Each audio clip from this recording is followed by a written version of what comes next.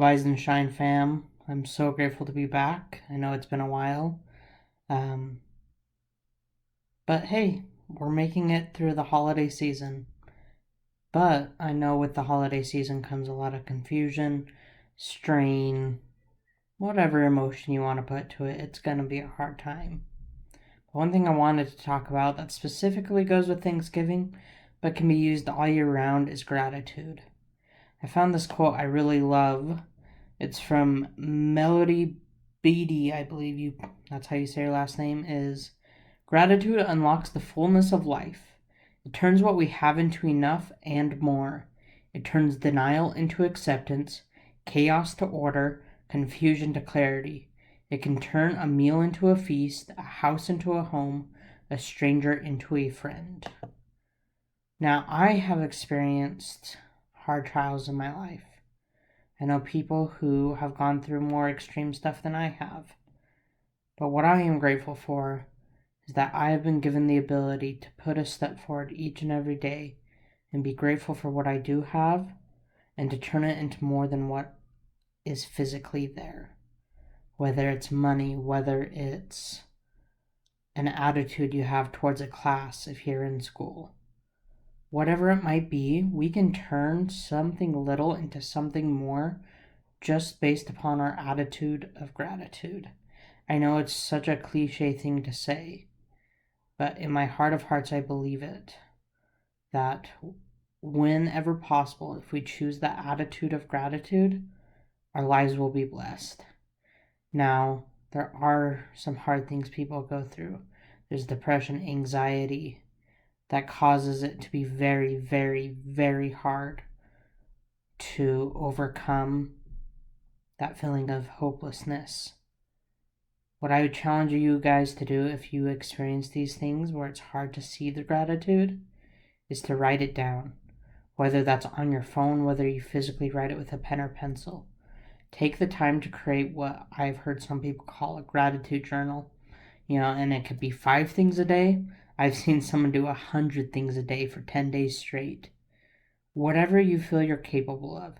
As you create that gratitude journal, you will realize how much you do have. And obviously, you want to work towards what is still hard in your life.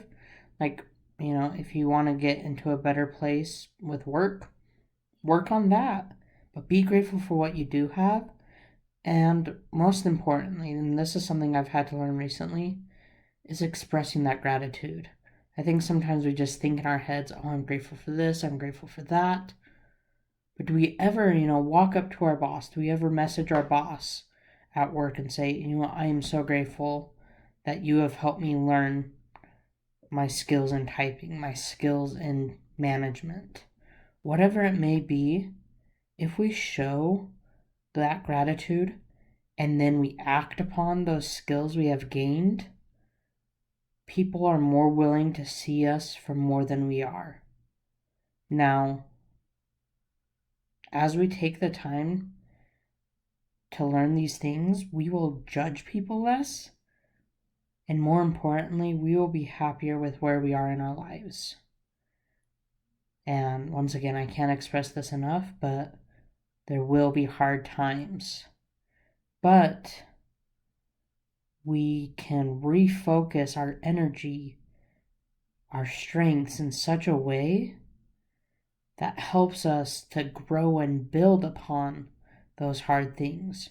Rather than feeling like you have to go through a mountain, you can climb over that mountain, around it. You can be an avid rock climber and actually climb over it rather than having to use dynamite to go through the heart of the mountain, which is one of the hardest and most dangerous things you can do. So take the time that is necessary to change you and be grateful for who you are. We have this misconception in this society that there's only one perfect body, there's only one perfect type of person for me to marry.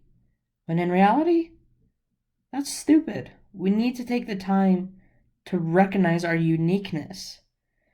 I have a wonderful example in my life who, the other day when I was going through a hard time, he taught me how to meditate. I had never thought of meditation in my life. But as I did that, it helped me to refocus my brain. when we have that attitude of gratitude. And that's what I love about the word attitude. It all starts with a thought. Even if we're just thinking about being grateful, that'll lead us to showing we are grateful. And then in turn, people will be grateful to have us in their lives back. My challenge for you this week is 1, start that gratitude journal. I know it's something I can be better at. If you miss a day, hop on the train the next day, or the next hour. Whatever you have time for, do it. And then second of all, reach out to those you are grateful for. Whether it's been a week since you've talked to them or a couple years, and you'll be surprised the responses you get. Now, one last word of caution once again. Take time for yourself. Make sure you're healthy. And the lovely catchphrase I've come up for this channel is trust in who you are. Only you can know who you are. No one can tell you any other way. It's up to us to decide who we want to be. And through those trials and tribulations, and having that gratitude for those challenges, we will go so much farther in our lives, and our lives will be much more meaningful to us. I love you all, and I hope you have a wonderful week, and I hope to be posting soon. Have a great night.